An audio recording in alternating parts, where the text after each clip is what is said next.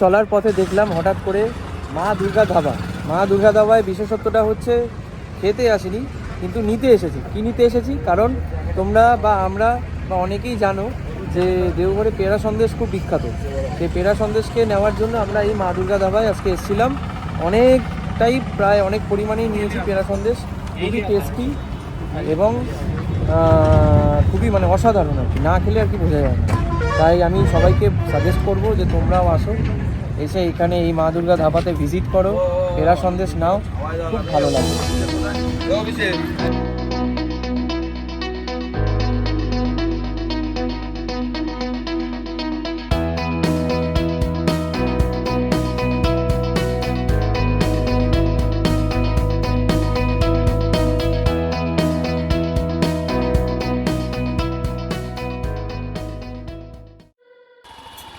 তো আমরা এখানে লাঞ্চ করার জন্য দাঁড়িয়েছিলাম। এবার ডাইরেক্ট আমরা এখন বেরিয়ে যাচ্ছি নন্দন পাহাড় পার্কের দিকে। তো এইটা ঠিক অপোজিট ডিরেকশনেই পড়ে, মানে আমাদের হোটেলের সামনে দিয়ে আবার যেতে হয়। চলো বেশি কথা না বলে তাড়াতাড়ি যাওয়া যাক ওখানে।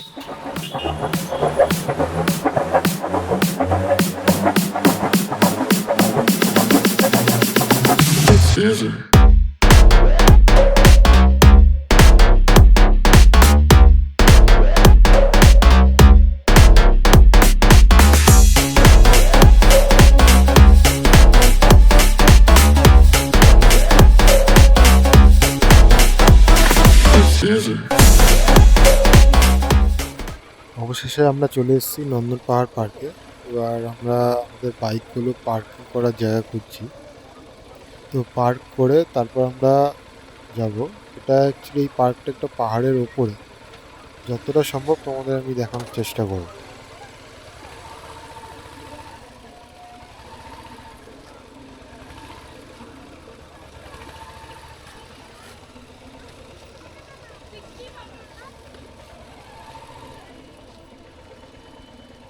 হ্যাঁ, তো